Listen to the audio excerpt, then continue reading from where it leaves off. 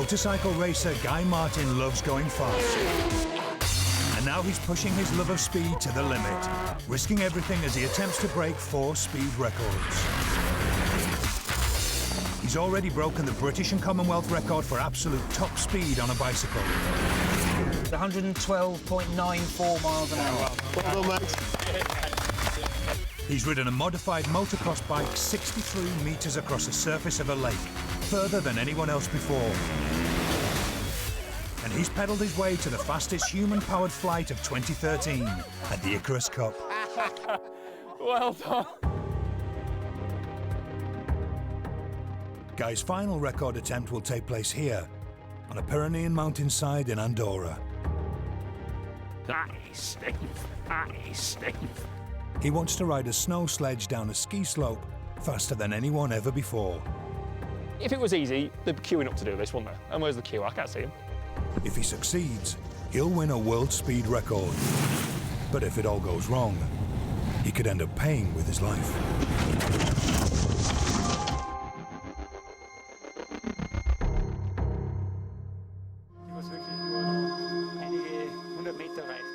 The world record Guy wants to beat was set by a 43-year-old lifelong thrill-seeker from Germany, Rolf Alderson. So that's not good, is it? We've got to go beat the Germans. With the help of his friend, Olympic ski jump silver medal winner Martin Holvarth, Rolf built a basic homemade snow sledge, which consisted of little more than a 3-foot-long plastic cushion with a pair of short wax skis bolted on the underside. And on the 10th of April 2010, steering with his feet, he rode his DIY gravity-powered snow sledge headfirst into the record books, achieving a speed of 62.25 miles per hour, just over 100 kilometers per hour. 100,18, also 100.18. Über 100, mein Ziel. You know, we don't just want to break it be a bit, do we? We want to obliterate it. So to be honest, I don't know how to about tobogganing, really. You know, we were as kids, on dustbin bags and bin lids, going down the shop hill or something. That's about as much as I know about it. So to stand any chance of breaking the Germans' record, Guy will hook up with some of the finest scientific, sporting and engineering minds in Britain. That's absolutely spot on. He'll employ the skills of the sports engineering team at Sheffield Hallam University, led by Professor Steve Hake. I've got a team of about 32 engineers and PhD students. And what we do is we solve people's problems in sport. Steve and his team are world-class. They've worked on 30 Olympic projects across 15 different sports with Team GB. They developed performance analysis software for British boxing and aerodynamics for the skeleton bob. The engineering problems they'll face creating a bespoke sledge for Guy include making it as aerodynamic as possible. What we can see here is all the different swirls and turns that are coming off you that are creating this drag. They must also work out how to make it slide across the snow with a minimum of friction. And they need to find a way to stop Guy safely. And along the way, he'll learn from sporting champions how he can control and stay safe on a machine designed to have little or no grip. Whoa!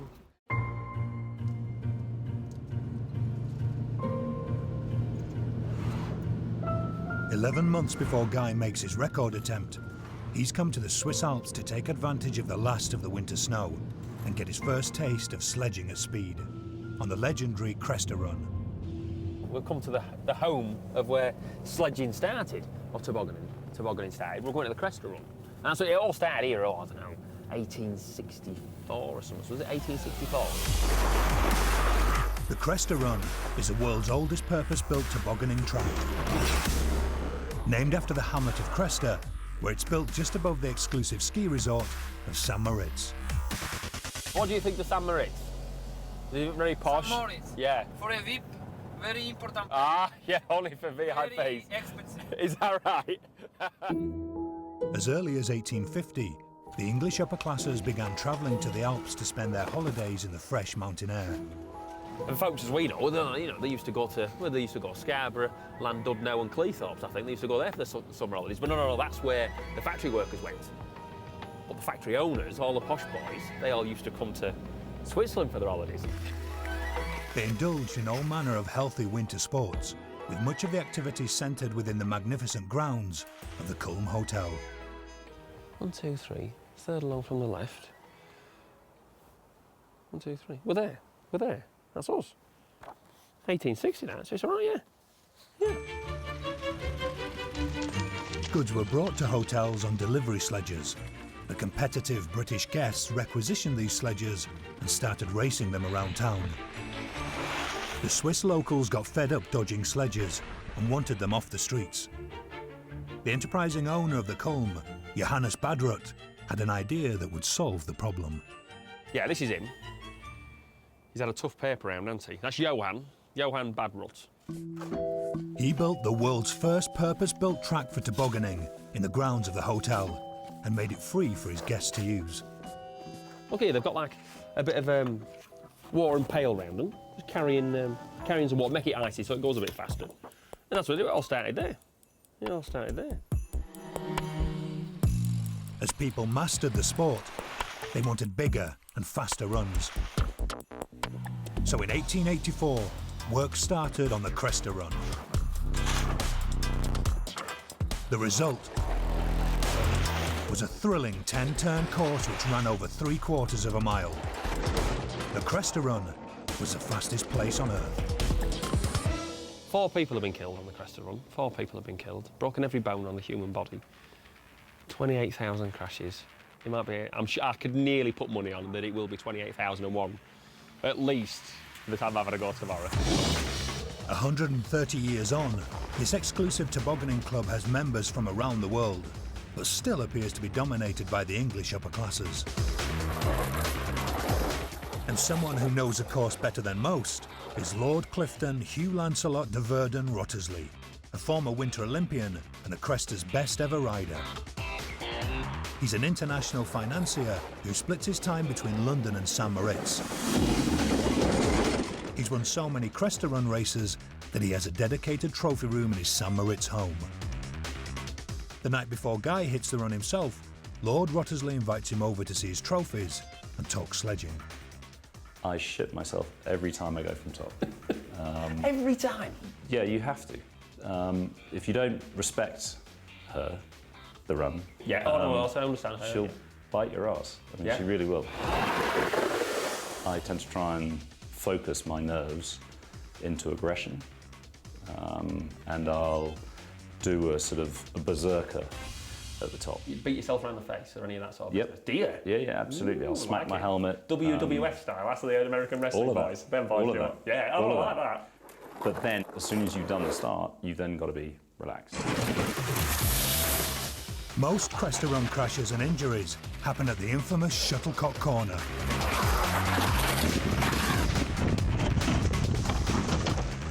Ooh, yeah, fighter. So that's a pretty quick fall. You just get a little bit winded sometimes. The worst thing that can happen to you is 35 kilos of sled tumbling about your ears. So when if it that is- then hits you, that's going to hurt. Right. You're going to pop down tomorrow for a look? I will be down there tomorrow. Oh, spot on. I will be down there. I'll see you down there. I can't wait.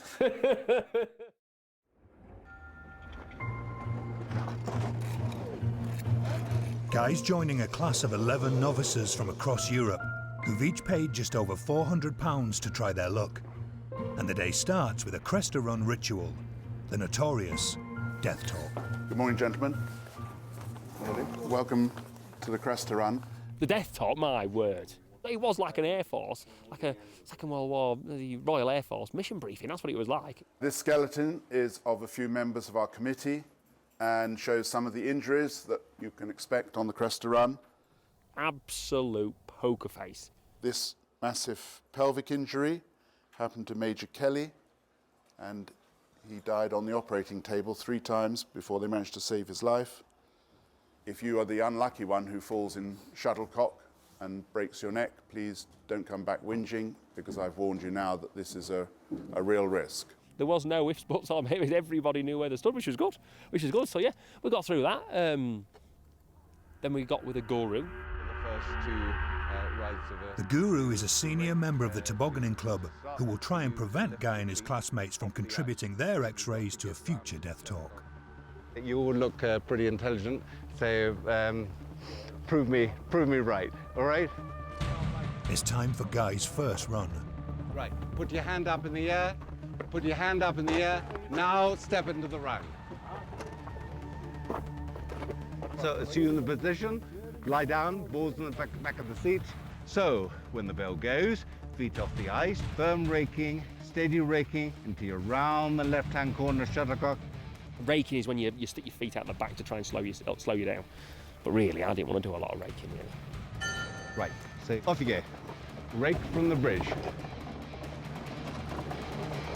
Rake! Rake!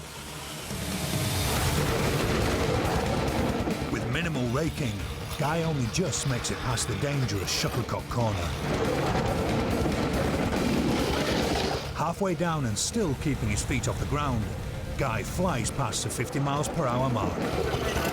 And he makes it down in just 64 seconds. I got to the bottom without wrecking myself, so yeah, happy. But Guy's quick time doesn't go down too well with the guru. 64. You're too fast. Too fast. So you've got to rake more. The fastest riders on the Cresta reach speeds of 80 miles per hour, well in excess of the world record Guy is trying to beat. But that's because this is a purpose-built ice track. Guy will need to set his record on a naturally formed snow slope, and snow's much slower. Ice is very, very smooth, so the friction between it and a sledge sliding over it is tiny to start with. And because ice is solid, an ice sledge can be supported on knife-edge runners, keeping the area of contact, and therefore the amount of friction, to an absolute minimum. Snow is much rougher in texture, creating much more friction. And snow isn't solid, so a snow sledge needs much wider runners to stop it sinking in. That means a larger area of contact, and therefore a big increase in friction. It's going to be very hard for Guy to go this fast on snow. I'm next. Back at the start, it's time for Guy's second run. Okay, feet off the ice to gain momentum, rake firmly from the bridge. But rather than heeding the advice to rake, Guy tries to go even faster, with all too predictable results.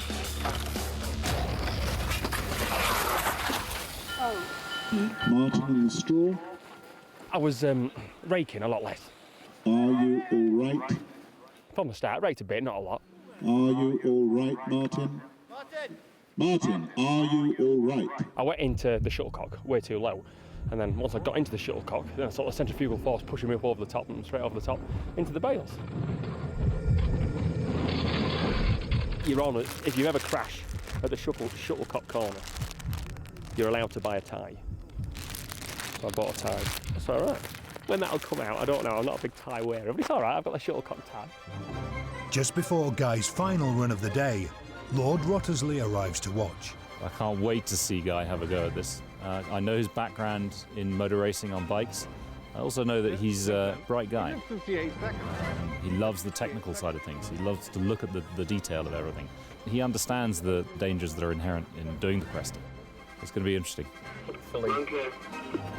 Martin. This time, Guy's determined to get to the bottom. Raking perfectly, he flies past Shuttlecock Corner. And then keeps accelerating down the straights. Building up to his fastest speed of the day. I did 58.8 miles an hour, so that's not really, what's that, 4 or 5 miles an hour behind the world record that we're trying to break. All right, we did this on ice. But just give me an idea of what it's like to be on a sledge at near on 60 miles an hour. And it's all right, really. It's all right. Did not faze me at all. As winter ends, the snows melt across Europe. Guy now has 11 months before he and the snows return, and he can attempt to win himself a world record.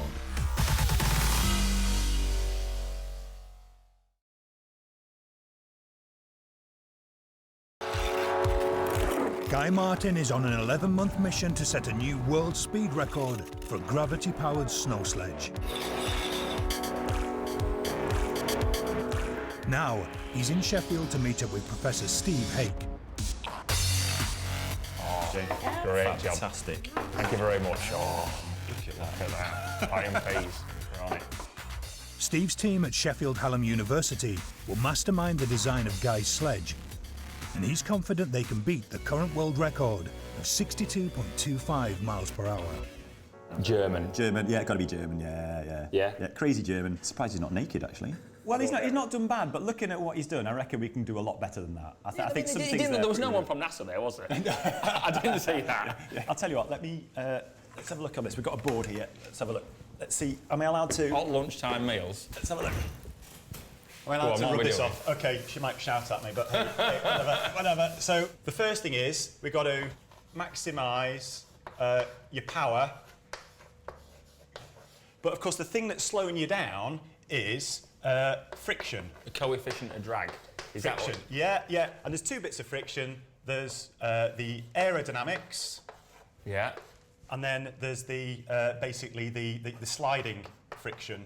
What's really nice actually for me is just applying some basic physics to a problem. For all of this, there's one equation that you can write down which will take everything into account. It doesn't matter what speed you're going.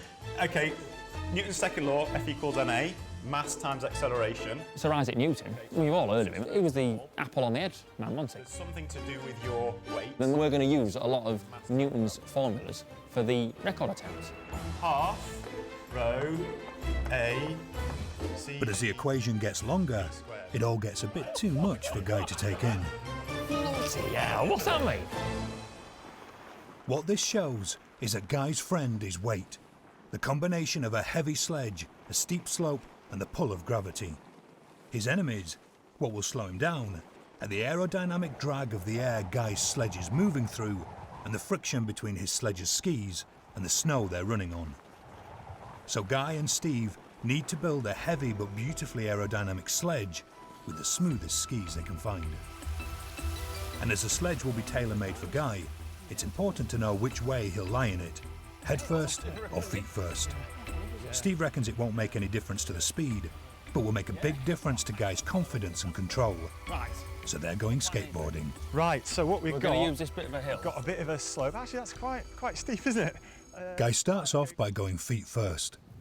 Shall we go for it? Go on.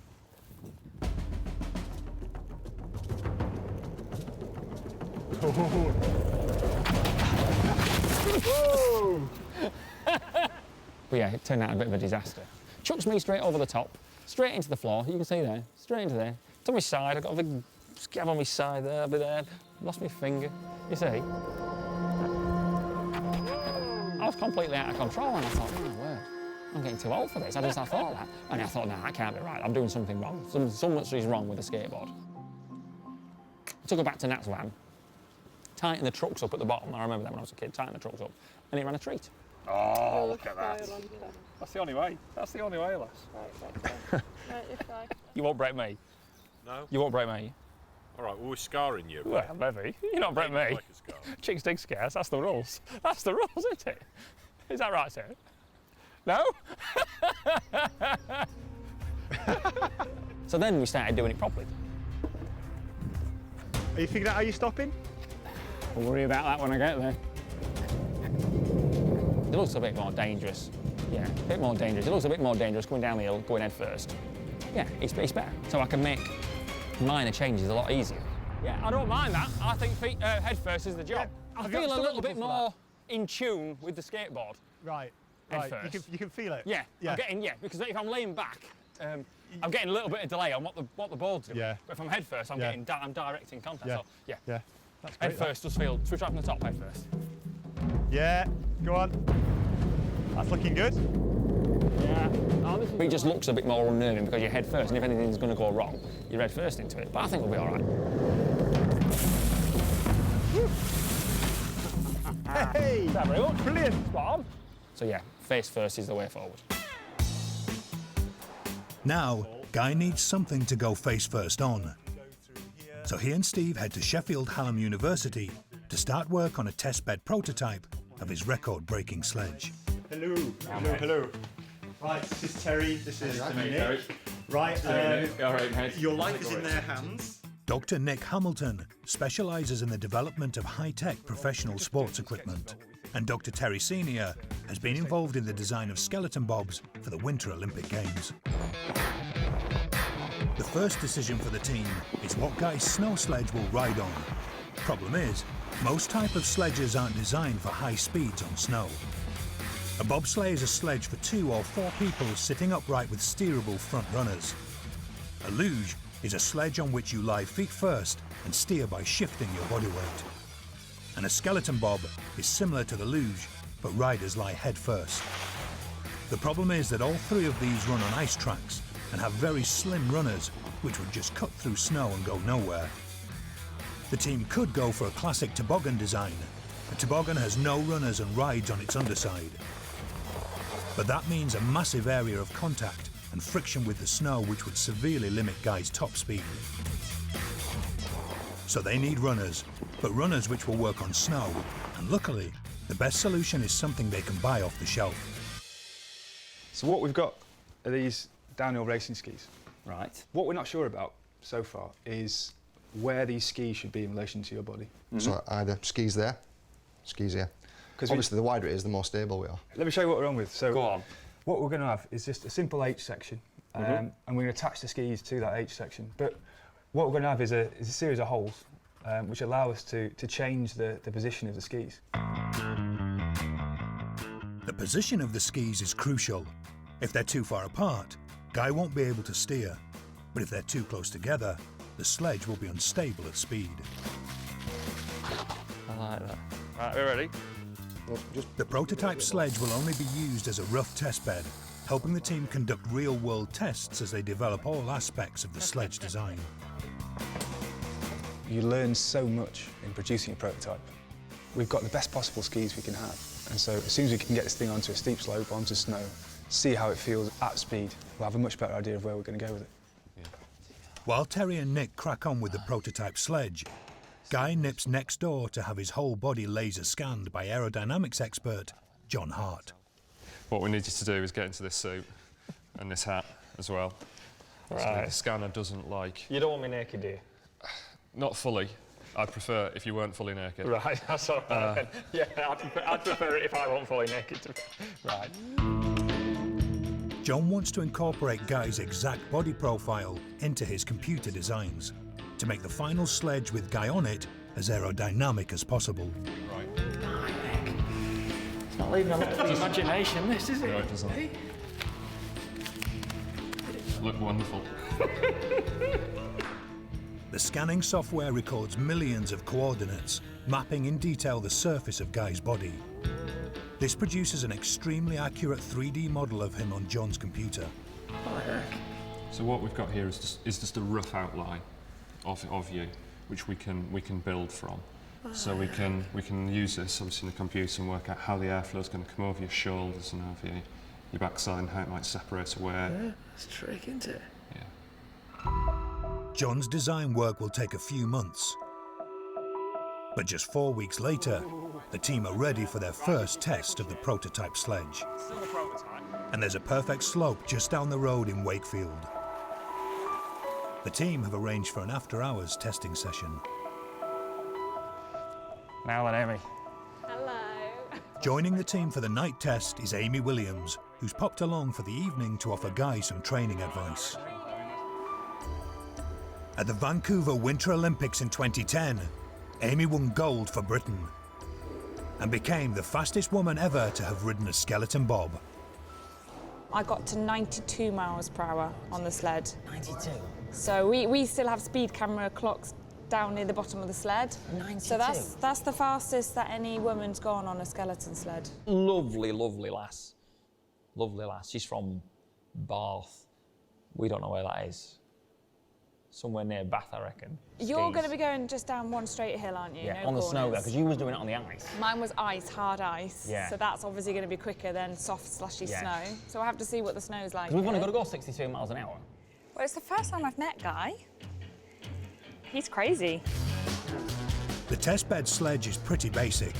Just the speed skis mounted on a sturdy metal frame with a chunk of cushion on top to give Guy a bit of suspension against bumps and ruts in the snow. There's a lot more padding on that than mine. I have one tiny thin bit of camping mat. You do a bit of camping, Matt. That looks like a sofa compared with mine, I could be on there actually. for the day. The Sledge does now have a simple braking system added in the shape of a big lever and a row of metal teeth. When Guy pulls the lever, that turns a shaft underneath the sledge, and the row of 10 teeth dig into the snow like a rake. The aim for the night is to get the sledge running dead straight, test the new brakes, and go as fast as possible down the 180-metre slope, with a target of hitting 30 miles per hour. Let's get your position sorted first. then. I'm just going to put my foot there so you don't go off. You don't want to drag your knees and your feet because that's going to break. Steer with the toes, and then really just keep your head and shoulders as close to this as possible to be aerodynamic. I don't think we're worried about being aerodynamic at this stage. We just No. have to make sure that it's Next going to go down stage. straight, yeah. If you want to slow down, just dig your feet in. Yeah. Right. We're all going into the unknown here. Everyone's smiling, everyone's smiling. Well, fine, you're the guinea pig. I like that. Come on, let's have a go then. I genuinely thought, well, I didn't have monkeys really, but I thought it was going to end in tears. On the first run, the sledge slews massively left. If that happens at high speed on a mountainside, that could spell disaster. So changes are made. We're just adjusting where my body position is compared to where the ski position is. So we've just gone further forward with my body position. On the second run, the sledge runs perfectly straight. Well done. I think Guy did really well. I was quite surprised at how quickly we started picking up speed. 100%. Yeah, not a problem. Not a problem at all. They're controllable. Guy now feels ready to go from the top and attempt to reach 30 miles per hour. Amy reckons a push might just get you going a bit faster. Just a little push at the I'd beginning. do it from your feet.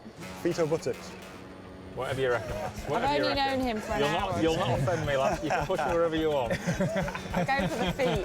You go for the feet. 3, 2, 1, go. That's a good one. That's a good one. The prototype runs dead straight down the entire slope. But did Guy reach his target of 30 miles per hour? Wait for the radio. Guy, 33.4 miles an hour. 33. Spot on, 33. Yeah, so we're getting there. Oh, well done. Hey. Well done. Okay, slope angle was 15 degrees. Yes, at the top. At the third. Back in the boot room, Steve uses the data collected from Guy's runs to perform some calculations on a computer program. It might be a bit less than that. This can predict just how fast Guy might be able to go. The record can be attempted on any snow slope of any steepness, but for his model, Steve inputs a slope angle of 30 degrees, the angle of an average black ski run. My goodness, 153 Yeah, that's miles an more hour. like it. 153 miles an hour? That's more like it. On 30 degrees. Okay. He knows what he's doing, doesn't he? He knows what he's doing. The maths don't lie. But the possibility of going more than twice as fast as the current record creates another big danger. At very high speeds, the brake's teeth are likely to just bounce off the snow or even snap off due to the massive forces involved. So Guile needs something else to bring his speed down before the mechanical brake can be used. Parachute out the back. Parachute to start with, get the speed down to something reasonable. Yeah, sounds a good idea. I'm more concerned that he just needs to stop at the end. Get up to the highest speed and then you've got to be able to stop. But you boys have got nothing to worry about. You'll not be the one sat on the sledge, will you? Going very fast is looking very possible for Guy, but being able to stop safely without the risk of serious injury is now a big, big problem. Spot on.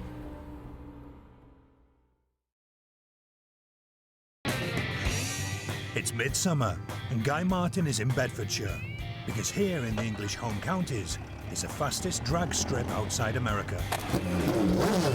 In 5 months, he'll attempt to ride a snow sledge down a mountain at over 63 miles per hour and break the world's speed record. His problem, though, is how to slow down safely. So he's come to meet Britain's fastest ever drag bike racer, Ian King, who may hold the answer. Hello, Guy. You're Ian. Yeah. Pleased Nice to meet you, mate. You too. How's it going? Good, thank you.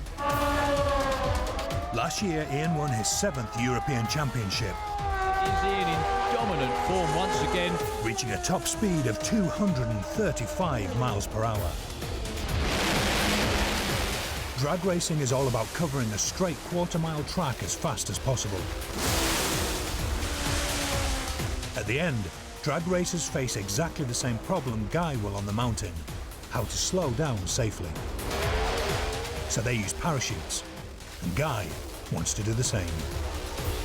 The only real world option for us to slow down in a half-decent space is a parachute.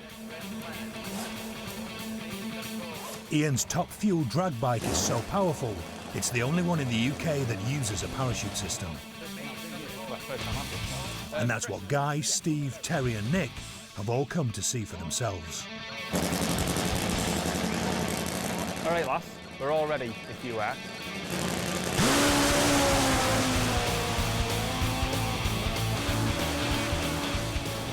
At the end of his run, Ian deploys the parachute, rapidly slowing the bike's speed by 30%. But the parachute is a lot smaller than I thought. Tiny, isn't we it? just said that, Yeah. If that small parachute can stop that thing, well, it's easily going to stop Guy. It's just amazing how quickly he did slow down. A parachute canopy is designed to catch as much air as possible, increasing drag massively and slowing the movement of whatever it's attached to. And because drag increases at double the rate of speed, a parachute has a greater effect at higher speeds. If Guy reaches 100 miles per hour on his sledge, a parachute the same size as Ian's should slow him down below 60 miles per hour in just 5 seconds.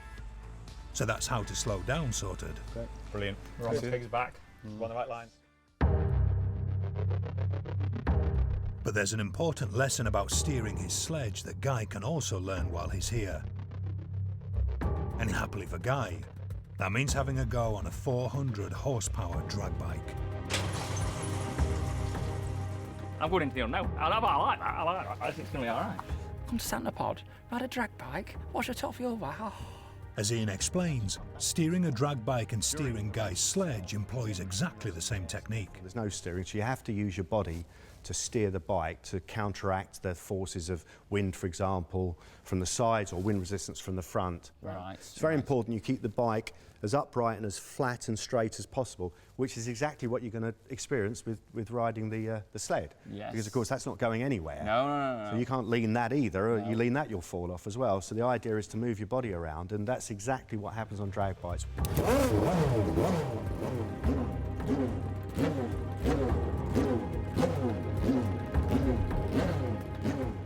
Steep learning curve to come drag racing. You know, he's been kind enough to let me use it. I didn't want to go out here on the first time and go and blow the thing up.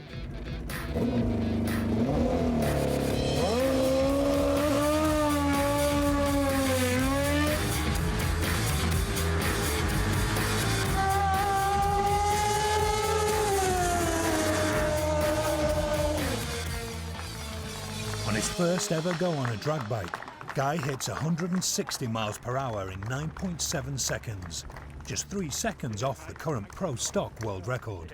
Yeah, but no effect on where the bike goes. You can turn them left to right and it'll go where it wants to go. I've got to put the input in off my upper body to get the bike to go where I want it to. It's going to be like the sled, right? Yeah. This is your timing ticket, so you're around a 9.7 quarter mile. Right. 160 mile an hour terminal speed. Yeah. It's perfect. Thank you very much. 4 more runs, you'll be world champion. Throughout the summer, work continues on the final designs for Guy's sledge. Dr. Terry and Dr. Nick drive out to a glacier in the Alps with the prototype, where they make repeated runs to ensure the sledge is stable and safe at high speeds. Done about 3 or 4 runs so far, getting progressively higher and higher, faster and faster, going really, really well, very pleased with the day so far.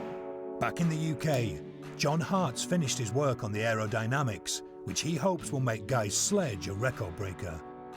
He starts by showing how unaerodynamic a combination of Guy and the prototype are. So what we're actually looking at here was if you could see all these swirling vortices that are coming off you. So as the air flows over you, it's going smooth, smooth, smooth, separates away and starts to swirl and turn. And what we can see here is all the different swirls and turns that are coming off you that are creating this drag. Now John reveals to Guy what his final sledge will look like. We've come up with a shape, a fairing, that will hopefully smooth the flow all around you. Yes. You can see the flow coming across is much smoother, and off the front of the skis it's also reduced. And when you see the prototype and the final design next to each other, the difference is clear. We've managed to reduce your drag by 34%. Right, that's fairies then. Massive. That's massive. Big. That is big. Now Guy can finally get on with making his sledge. And for that, he's come to EPM Technology in Derby, experts in carbon fibre construction. It's Guy Martin here. I'm after seeing someone about building a sledge. Their clients include 4 F1 teams, Olympic rowers, canoeists and sailors from Team GB, and now Guy Martin. The whole process of making Guy a carbon fibre sledge takes 2 days.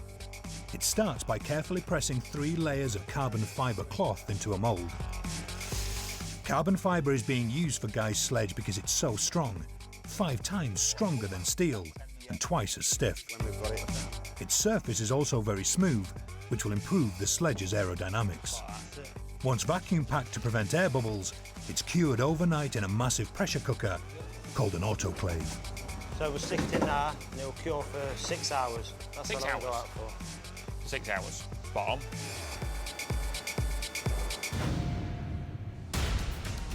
The next morning, Guy's carbon fibre sledge has set solid. Go on, be brave. Whack it. You don't think? No, you don't break it. And after some delicate work with a mallet, it's released from the mould. Let's just waggle it. Let's just waggle it. Hey! It looked trick. Looked trick. Yeah. Where are we going? Onto here. Guy fits a windscreen so he can see where he's going, and they put in a chassis holding the braking mechanism and topped with a foam cushion for Guy to lie on. Finally, the parachute unit is slotted into an extension pole so it sits far enough back not to get tangled with Guy's feet. And then we sort of dummied it up on the workbench to see what it felt like with the brake. That's it. And it just feels a treat. Can you see where you're going? You think that's my position all right? I'm all right there? Yeah, yeah. I think you're right there. Yeah, you see all right? Looks good. Yeah. After 8 months of research, scientific testing and hard graft, Guy finally has a sledge. We need to keep the stealth look. We'll turn up with straight faces, go out there and do the business. And we've got no excuses. If there was ever a tool for breaking the record, this is it. All he needs now is some snow.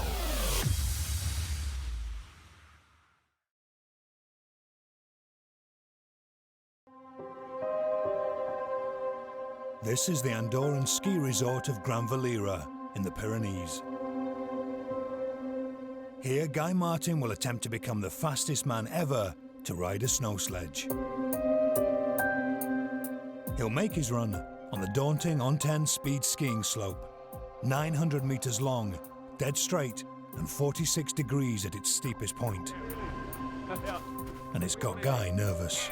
It's not that one, is it? It is. It's that one. What do you reckon? He's in that. He did look a bit scared, actually. The bottom lip started to tremble a little bit. I just, what? You know, there was never one stage where I was going to wimp out. I just thought, bloody hell. That is steep. That is steep. It's not just steep, but narrow too, and flanked by rocks. So the team have made some modifications to the sledge to help Guy stay on course. If you remember when the snow dome, the sledge tended to sort of slide sideways a bit. Yes. Now when we were testing zoom out, we just put a little bit of camber onto the skis, and immediately it felt so much more stable. Camber means that so the skis are looking in. Yeah, That's so right. the inside edge is lower than the outside edge. Couple of degrees. Yes, yes. The cambered skis should keep him straight, so now the team's biggest fear is stopping him safely. As Guy will make his record attempt tomorrow, they have today to conduct some lower speed practice runs. That's straight. Little front end to the right slightly. Yeah, I think so. Okay, we're good. Yeah.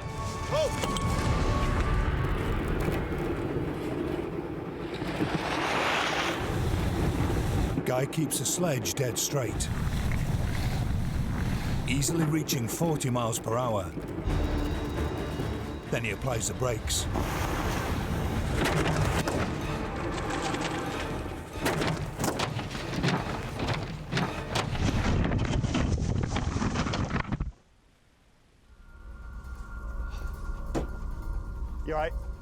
bloody broke that out, the bloody bugger.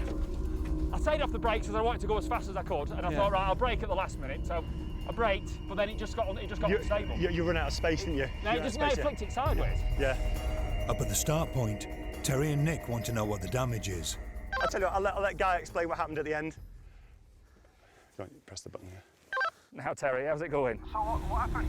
It was all right braking to a certain degree, and then I went for the brake that little bit more, and that's what then just sort of flicked it sideways and then chucked me straight off. Guy escaped unscathed, but the Sledge didn't, as its constructor Andy Butt discovers. It's pulled the mounting right through there, through the skin. It's actually dislodged the frame from the inside. It's not really designed to go upside down at them sort of speeds. The body is wrecked and cannot be fixed in the field.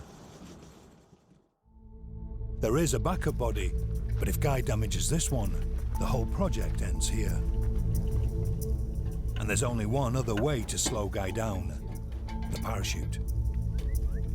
This is the first time one has ever been fitted to a Sledge, so nobody can be certain it won't lift the rear when it's deployed, flipping Guy at high speed. But it has to be tested. If Guy can't prove he can stop safely, he won't be allowed to make his record attempt tomorrow. Yeah, okay.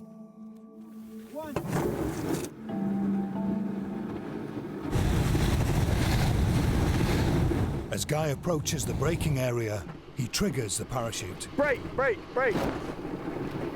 Brilliant. And it works perfectly. Oh, fantastic. Woohoo!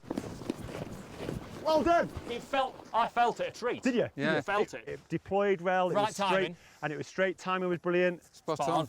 Right, that's the plan then. That's the plan. Excellent. I can go to sleep tonight knowing that the parachute does have an effect. Whether the effect is good enough to stop me in time, I don't know. So we'll find that out tomorrow.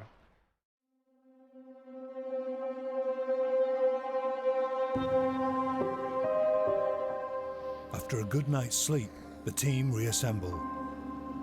Today, Guy hopes to break a world speed record. And the team hope he'll walk away afterwards. British Olympic champion Amy Williams has flown in to support Guy. Well, I think I'm guessing it's a bit colder this morning, so the snow's a bit more compact and hard. Is it? It should be good because it'll mean you're going to go down a bit quicker. Looks like snow to me. Snow.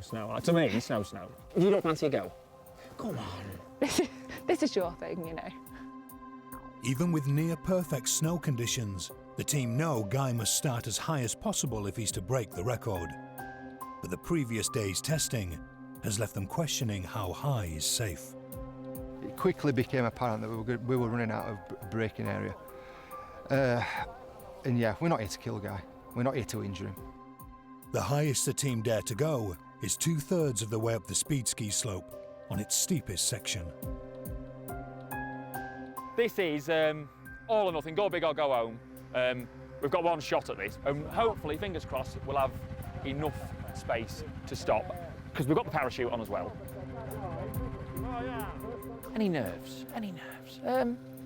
Was any nerves? Any nerves? No, yeah, no, yes.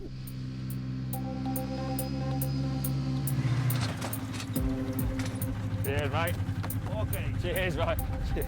I know I'm kind of like a bit nervous and is this going to happen? Is he going to do it?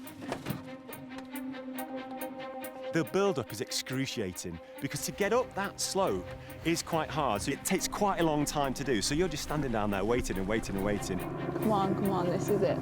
God, it gets your eyes after a while, doesn't it? The slope is so steep at the new start position that Guy needs a ski guide to help him across to his sledge. Muchas gracias. We knew where we were at that point. We knew what we could achieve. We knew there was a little bit more speed to be had. Okay. Yeah. This is it. The culmination of 11 months of work. Guy's attempt to break the world speed record for a gravity-powered snow sledge, which stands at 62.25 miles per hour. The most nerve-wracking bit is being held at the top.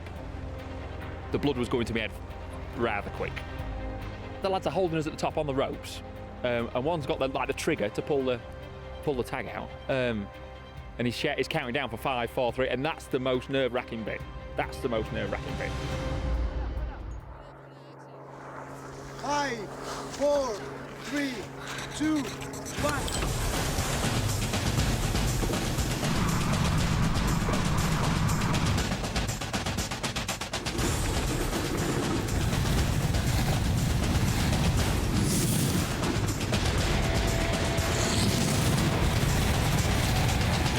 Guy flies through the speed trap. He fires his parachute.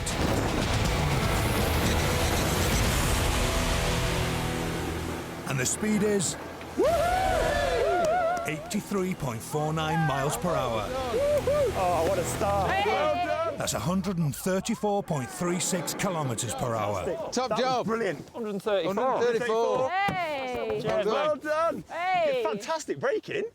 He smashed the German world record by over 30 kilometers per hour. You did it. Thank you very much. Perfect, boys. Perfect. I was hardly You were touching. so good. It was straight line. Yeah. It was really I put a couple of inputs in. And then you were done. Go. Yeah. Yeah, I'm happy. Good luck, Guy. Guy just laid on it really calmly. I made a few corrections on the first, 100 metres. And then that was it. He just let the sled run. And that was the main thing, I reckon, in getting the speed. And then, yeah, got my peripheral vision, just looking out for the braking marker. Pull the trigger, bring the brake in gradually. He just let it flow as much as possible, and yeah, he did it. Bob's your uncle. It felt flawless. It felt brilliant. It was really good. It was mint. Absolutely mint. Hey, we've walked away with a really good world record, and someone's going to have to do something pretty special to be able to break that.